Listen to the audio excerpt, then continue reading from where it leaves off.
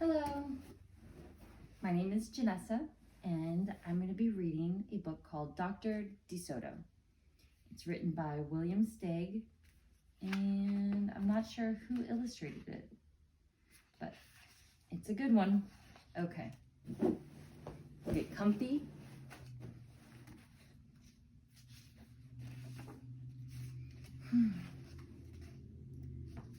Dr. Soto, the dentist, did very good work, so he had no end of patients.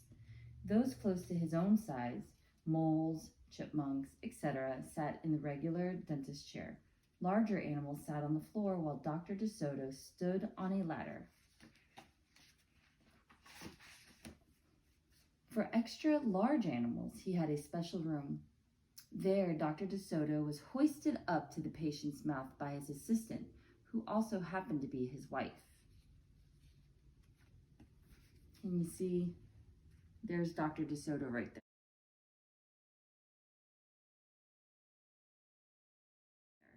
And that's his wife.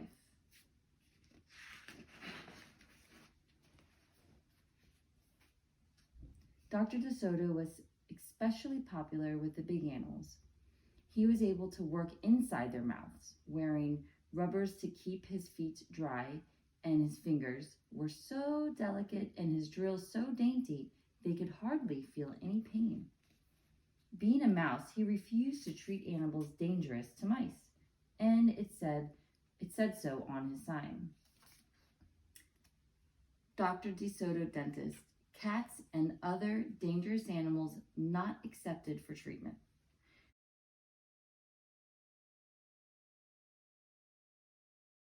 So when the doorbell rang, he and his wife would look out the window.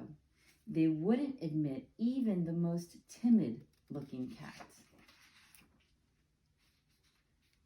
One day when they looked out, they saw a well-dressed fox with a flannel bandage around his jaw.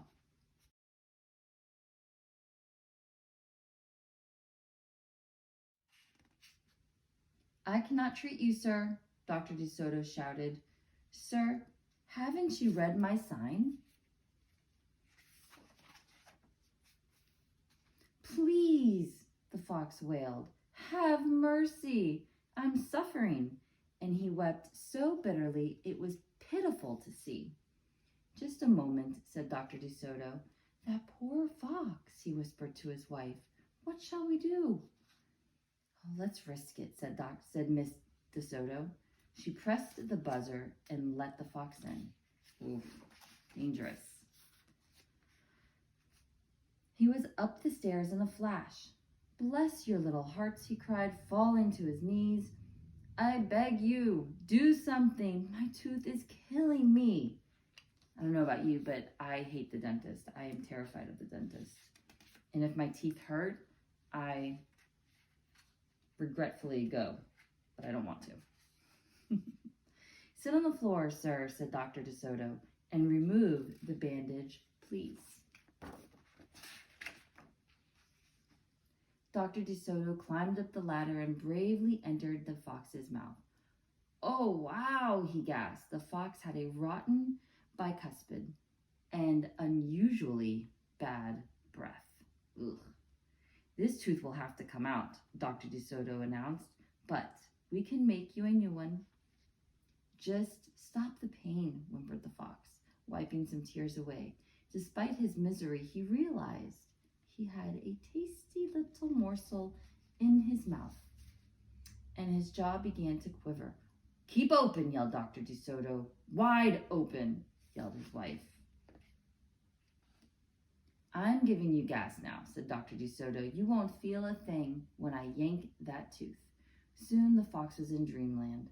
Yummy," he mumbled. "How I love them raw, with just a pinch of salt and a dry white wine." They could guess what he was dreaming about. Miss DeSoto handed her husband a pole to keep the fox's mouth open.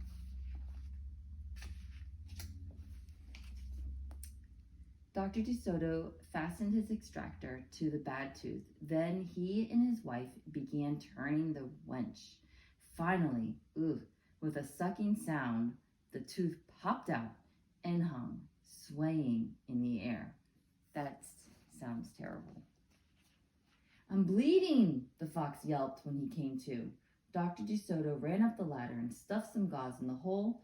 The worst is over, he said. I'll have your new tooth ready tomorrow. Be here at 11 sharp. The fox, still woozy and tired, said goodbye and left. On his way home, he wondered if it would be shabby of him to eat the DeSotos when the job was done. After office hours, Miss DeSoto molded a tooth of pure gold and polished it. Raw with salt indeed, muttered Dr. DeSoto. How foolish to trust a fox.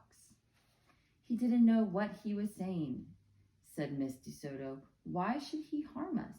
We're helping him. Because he's a fox, said Dr. DeSoto. They're wicked creatures.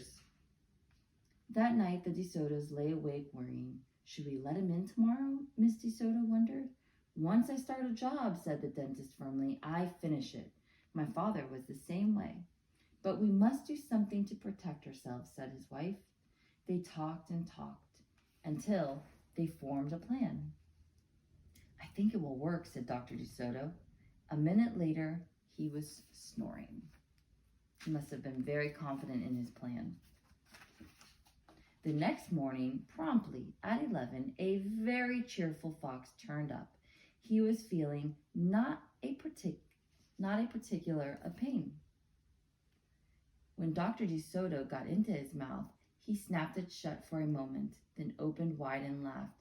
Ah, just a joke, he chuckled. Be serious, said the dentist sharply. We have work to do. His wife lugging the heavy tooth up the ladder. Oh, I love it, exclaimed the fox. It's just beautiful. Dr. DeSoto set the gold tooth in its socket and hooked it up to the teeth on both sides. The fox caressed the new tooth with his tongue. My, it feels good, he thought. I really shouldn't eat them. On the other hand, how can I resist? We're not finished, said Dr. DeSoto, holding up a large jug. I have here a remarkable preparation developed only recently by my wife and me.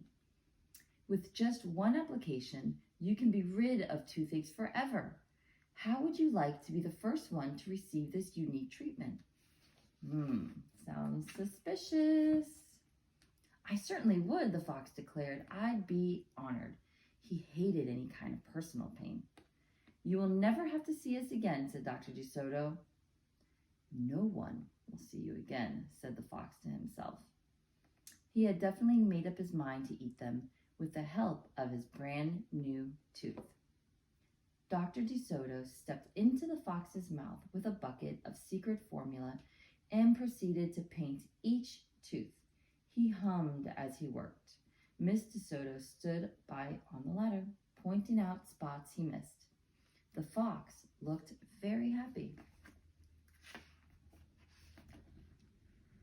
When the dentist was done, he stepped out. Now close your jaws tight, he said, and keep them closed for 1 full minute. The fox did as he was told.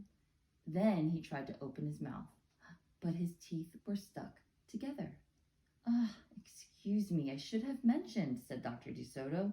You won't be able to open your mouth for a day or two. The secret formula must first permeate the dentin, and that means to get inside of it, to go through the surface. But don't worry, no pain ever again. The fox was stunned. He stared at Dr. DeSoto, then at his wife, and they smiled and waited. All he could do was say, "Thank you very much," through his clenched teeth, and get up and leave. He tried to do so with dignity. Then he stumbled down the stairs in a daze.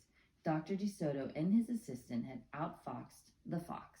They kissed each other and took the rest of the day off. And so they should. The end. Dr. DeSoto by William Steig. The end.